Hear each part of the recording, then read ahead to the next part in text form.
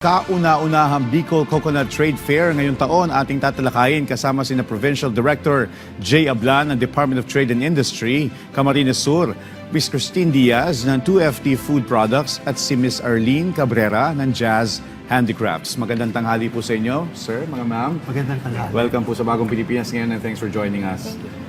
Director Ablan, simulan ko po sa iyo. Ano po itong kauna-unahang Bicol Coconut Trade Fair at bakit po napakahalaga ng event na ito para sa mga coconut farmers at para sa ating mga MSMEs sa Bicol Region? Yes, that's correct, Josh. This is the first time na ang DTI Region 5 nag-sponsor, nag-organize ng Bicol Coconut Trade Fair. Lahat ng itatampok ng mga produkto, lahat talaga coconut-based. Okay. And ito ay napakahalaga, lalo na sa ating mga farmer beneficiaries and even mga entrepreneurs na nag-utilize ng coconut kasi mabibigyan sila ng platform to sell and promote their products. At the same time, malaking opportunity din to meet prospective buyers. And alam nyo naman, sa DTI kasi, one of the mandates that we do is really to provide access to market. Yes. And pag nabigyan natin sila ng access to market, it would mean sales.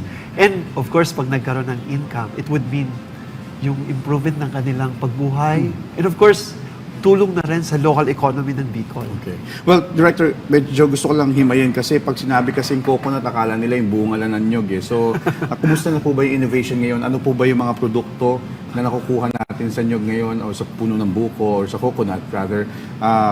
Pati puno po napakinabangan na rin, right? Yes, that's correct. Nag-innovate na tayo kasi dati mga walis tingting lang or baka iniisip pa ng mga tao, mga alkansya. But we really have a varied array of coconut products already. Okay. In fact, itong mga kasama ko, meron silang mga talagang nag-improve yung kanilang mga crafts.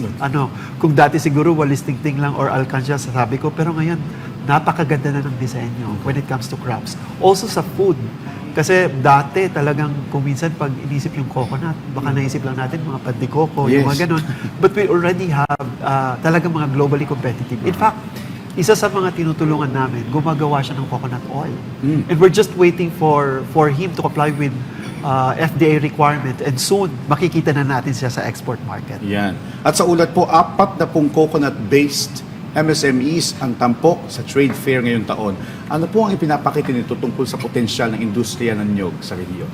Alam mo, di ba yung sinasabi na ang coconut is a tree of life? And totoo talaga. Yes. Lahat ng parts ng coconut napapakinabangan. And etong mga MSMEs natin from Bicol, talagang pinakinabangan nila lahat ng parts ng coconut. So makikita dito kung gaano ka-talented yung ingenuity, yung craftsmanship, and yung innovation talaga makikita dito sa mga produktong i-showcase dito sa Bicol Coconut Trade Fair. Okay. So sana talaga tangkilikin ng mga Yes. consumers natin. Sigurado naman yan, Director. Pero ito nga po, gaya yung nabanggit nyo kanina, ito pong trade fair, bahagi din po ng Coconut Farmers and Industry Development Plan. Let's dwell on ano ba yung pakinabang nito sa kanila aside from giving access to market para po sa ating mga coconut Well, farmers? yung trade fair, ito yung parang platform na kung saan kung merong gustong bumili ng produkto, hindi na siya pupunta pa kung saan-saan. Okay. Pag nakita niya na merong trade fair, na-realize na may trade fair, pupunta siya doon to meet prospective suppliers ng kanyang business. So, Direkta na. correct, direkta Okay. na. At the same time, yung trade fair kasi, given na kasi yung ma-meet yung exhibitors, ma-meet mo, magkaroon ka ng sales, but beyond those things, ang gusto natin dito yung learnings eh. Yes. Yung learnings na, number one, ma-realize ng ating mga coconut farmers and even ng mga coconut entrepreneurs na sino ba talaga yung market ko? Kasi napakalaki yung merkado, but you have to segmentize it. Sino ba talaga? Eto bang mga, if according to age, mga bata ba? Or yung mga Gen Z ba? Et cetera? Demographic. Yes. At the same time, in terms of financial capability, sino ba yung nakaka-afford or bumibili ng produkto ko? So things like those, dito mo marirealize na, eto pala yung aking market. At the same time, magkakaroon ka rin dito ng mga inputs, feedback. Ano ba yung mga dapat na i-improve ko, lalo na sa produkto ko in terms of packaging, sa taste, sa flavor, and overall, talagang mapapakinabangan mo yung mga learnings dito para mas ma-improve mo yung pagninegosyo. Yeah, ganda, exciting. Puntahan natin yung ating mga exhibitors for Ms. Diaz. Para naman po sa iyo, Ma'am Christine, maaari niyo po bang ipakilala itong 2FT food products at ang mga coconut-based products na inyong tampok dito sa trade fair? Gladly, Sir Joshua. Good morning. Ako po si Christine Misolas Diaz. Ang 2FT Food Products po ay homegrown food company based sa Anis Lagdaraga, Albay. Ang aming flagship product po, we started with Christine's Bukupay po, and our kakaiba sa aming Bukupay is we have our Bicol flagship Christine's Bukupay, Buko Pili Pie, and then we also have the Buko Chili Pie, and then we have the Chili chili, pie. yeah. So Something for spicy. those na mga adventurous, and then we also have Buko Pineapple Pie. Pineapple. And then of course we have the Buko Mango Pie. And then our bestseller pa rin is the original. Nothing Yung beats the original, di ba? OG na Buko Opo. Pie. And then currently we are introducing the coconut cheese. This is one of our Wow. innovation. This is an adopted product from Food Development Division ng Albay Research Center ng PCA. So thank you po sa mga taga Albay Research Center ng PCA. So ito po, masarap siya, sir. Oo. It's not purely vegan, but the main product is coconut milk. Oh, ang galing, ano? And then it comes in 2 packs, 100 grams and 250 grams. Ang galing. And meron din po kaming, syempre, when you have buko pie, you have the buko juice. So ito po. And marami po kaming innovations. Kaya you have to check us out sa Festival Mall. Meron din po kaming mga granola, and then we have trail mix. We have lava trail mix. Trail mix. Composed Okay, of composed of coconut. there's coconut on it, and then may pili nuts. It's just a variation of flavors. Ang And then galing. may kick din po siya ng spiciness. Yan. Opo. Nagugutom na ako. Mr. Diaz. Kaya you have to visit po the trade fair in Alabang. Well, bilang isa sa mga exhibitors, Ms. Diaz, ng kauna-unahang Bicol Coconut Trade Fair, ano po, ito po, personally from your perspective po, ano po bang ibig sabihin ng pagkakataong ito para po sa inyong negosyo? Very malaki po ang pagkakataon nito, very helpful. Of course, to improve our sales. Pero ang pinakamahalaga po talaga doon is to connect with the main market. Like, last year we joined also the Saud Trade Fair conducted by TTI po. Nagkaroon po kami ng chance, may nag-order po sa amin ng 500 buko pies para po sa kanilang Christmas giveaway sa mga clients nila. So yung mga ganung opportunity po, is nakikita po namin na malaking chance for us to connect to the market and makita po yung ano pa ang pwede namin i-improve doon sa product namin. And what do you think is the impact po sa inyong komunidad na ito po lumalawak nga po yung negosyo at maging po yung inobasyon ng inyong mga produkto? Apo, aside from magkakaroon ng mas malaking opportunity for the jobs creation po, isa po sa mga factor na nakakatulong sa kanila na ma-tweak po yung kanilang mindset na hindi lang po sa copra production, yung focus ng mga farmers, kundi marami pong mga innovation na mga high value-adding products na pwede pong i-introduce sa community doon sa amin. Okay, I'm just curious, paano po ninyo ginagawang kakaiba at makabago itong mga produkto nyong gawa sa inyo? Paano yung R&D nyo dito, pinatitikim nyo sa komunidad, gano'n? Apo, ako po kasi a food tech graduate sa Bicol Okay. University. I'm partnered with my sister who's also a food tech. So, yung process po namin is scientific po. Okay. And then, of course, we do the testing sa community po namin. Nagpapa-sensor evaluation po kami. And also po, big help po yung DTI and then po yung PCA, ARC sa Albay para po sa innovation ng mga products namin. Alright. Well, puntahan ko naman si Ms. Cabrera. Ms. Arlene, ano naman po ang mga produktong inyong ipinapakita o ipapakita sa Bicol Coconut Trade Fair? Ang product line ko po is lampshades. Which is po, So, non-food ito? yes, Non-food yes po. naman. Wala po Sige, akong paki- dalang lamps ngayon, sir. Okay. Pero I have po ng wall decors and Sige. pen holders po. Pakita natin, ma'am. Okay. Yeah. Oo. Yun. Oo. Sige, ma'am. Ito po. Ito po ay gawa sa Wow. coconut lumber po. Pwede natin makita ito. Ang ganda, ano? So, ito ay wall decor. Yes po. Yes. And made out of coconut. Coconut lumber.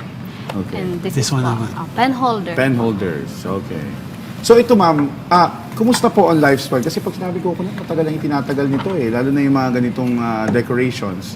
And this will go for generations. Bakit po ito ang produkto na napili Since ninyo? po ang father ko po ay coconut farmer, Okay. nakikita ko po sa farm namin na sayang yung mga coconut shells and yung ibang parts ng coconuts. Kaya po, nanginayang po ako, kaya ginawa ko siyang crafts.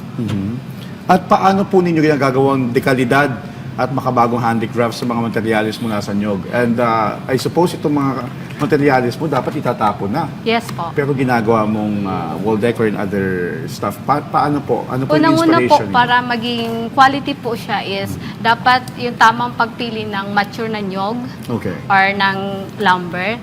And then po, yung tamang sanding and finishing and quality control. Sinecheck ko po kung ang ginagamit na mga materials is matigas po siya para hindi siya anayin or hindi po siya mabulok. Yes. So may proseso din. Yes po. Okay. Kumusta naman ang impact dito sa iyong komunidad? So far po- in terms of job creation? So far po, nakakatulong ako sa mga coconut farmers and sa iba pang mga tao mostly sa barangay po namin.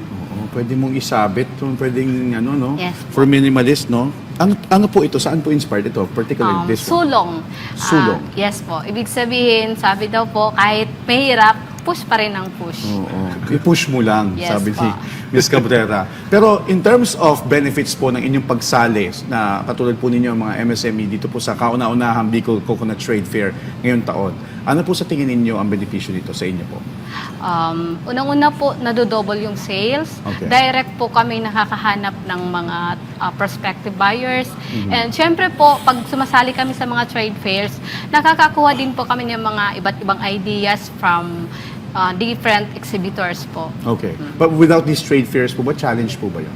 Yes po. Gaano po kahirap? Mahirap po kasi lalo na kami, malayo po ang isla namin. So, doon lang din po umiikot yung aming products. So, pag nakalabas po kami, mas na-expose po yung products namin. Yun, ang ganda. And for Ms. Diaz, any challenges po sa inyo? I mean, before joining trade fairs, ano po ba yung mga challenges na na-experience nyo back then? Same lang din po because although kami madali maka-access kasi nasa mainland, pero challenge pa rin kasi doon within the community lang. But whenever we go to Manila, yun nga po, mas wider yung market, mas nakikilala po kami on a wider perspective. Okay. Like, some are ordering nga, meron po tumatawag from Mindanao and Visayas. Yan. Meron po kaming sa Tacloban. Every time they pass by, when they knew about us, every time they pass by Anislag, kasi daanan siya, they go to our place and buy our buko pie. Alam na nila. Opo. Well, for Director Abdan, how can we make this sustainable? I mean, I understand ito po ang kauna-unahan. How are we going to make this sustainable para po magpatuloy, mapalawig pa at mas marami pa tayong matulungan? Alam mo, meron tayong CFIDP, yung Coconut Farmers and Industry Development Project, na kung saan tulong-tulong yung mga ahensya ng gobyerno para talaga tulungan yung farmers beneficiaries and even yung mga entrepreneurs natin na gumagamit ng coconut. So, nandun yung PCA, DTI, DOST, DA, and other government agencies. So, kung ano yung tulong na pwede namin, lalo na sa DTI, talagang ang ginagawa natin dito, aside from marketing, we do also product development. Okay. Para mas mag-improve yung kalidad and even yung marketability ng produkto. At the same time, yung mindset nila na talagang hindi sila workers, kundi entrepreneurs. And as entrepreneurs, dapat tinitingnan nila yung bigger picture. Yung marketing, yung sales, yung finance. So, doon tayo para ma-develop talaga silang maging entrepreneurs. And of course, maging successful sa kanilang business venture. So, hindi ito DTI lang. Okay. Tulong-tulong ito ng iba-ibang ahensya ng gobyerno para talaga as coconut industry, matulungan nating mai-push. And of course, ang ina-expect natin ditong outcome, jobs generation, Yes. and more robust local economy. Okay. Now, puntahan ko yung product development and yung wider market. Moving forward, Director, do you think, I mean, the quality of their products made out of coconut, Napag-active yung ating mga entrepreneurs and farmers. Talagang kung ano yung mga sinasabi ng ating mga experts, lalo na sa mga designs or taste or even yung total look ng isang produkto, talagang it can go a long way. Okay. In fact, meron tayo ngayon na isang tinutulungan. Ano na lang, isang requirement na lang, it can already be pushed for the international market. So, Kami naman sa gobyerno talagang tulong-tulong. Ano yung pwede ng DTI, Yes. ano yung pwedeng itulong ng DOST. So, pag nagsama-sama kami, malaking impact talaga sa mga MSMEs and even farmers. Okay. From your perspective po, ano po kaya may tutulong na ating mga kababayan na maging interesado or makakapunta dito sa trade fair na ito para mas mapalawak pa o mapalawig pa natin yung impormasyon tungkol dito sa inobasyon ng ating mga produkto na gawa sa inyo? Alam mo, laging ang advocacy ko sa mga trade fair is love of country. Okay. Pero the best expression of love of country is to buy local products. Yes, tangkilikin. Meron kaming yung tagline sa DTI, yung Be a Bayani. Yung bayani na B-U-Y-A-N-I. So, be a bayani. So, let's patronize our local products. Kasi every time na nagpapatronize tayo, natutulungan natin yung mga farmers and entrepreneurs na mag-grow, mag-expand. And later on, babalik sa komunidad yung impact through jobs, revenue sa gobyerno na in effect, bumabalik rin lang sa different programs ng gobyerno. So, tulong-tulong tayo kasi atin to. Yes, tangkilikin ng sariling atin. At hindi lang yun, maging sa environment dahil kagaya nung kay Ms. Correct. Cabrera, itatapon na lang. Yung iba, di ba, sinusunog yan, yung mga Correct. nyog na hindi naman Yung mga nagagamit. shells. Mga shells na o ginagawang uling na. Pero nagagawa mo ng paraan para maging wall decors. Well, punta tayo sa detalye. Director Ablan, ano po bang detalye pa nitong Bicol Coconut Trade Fair ngayong taon? Hanggang kailan po ito at saan po ito gaganapin? Please do invite. Well, we're starting this afternoon at 2 o'clock. Mamaya na pala. Yes po. Mamayang 2 o'clock, open na po sa public. Yung mga gustong mag-shopping, bumili ng mga Bicol Coconut products. So, we'll be in Alabang Festival Mall until Sunday. That's August 9.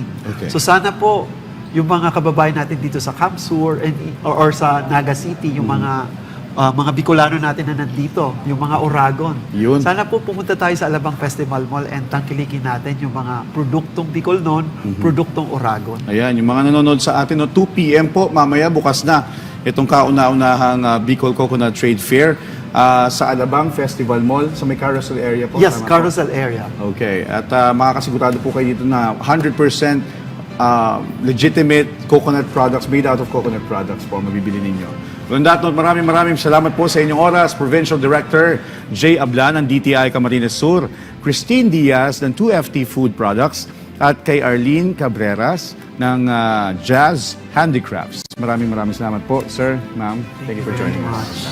Thank you.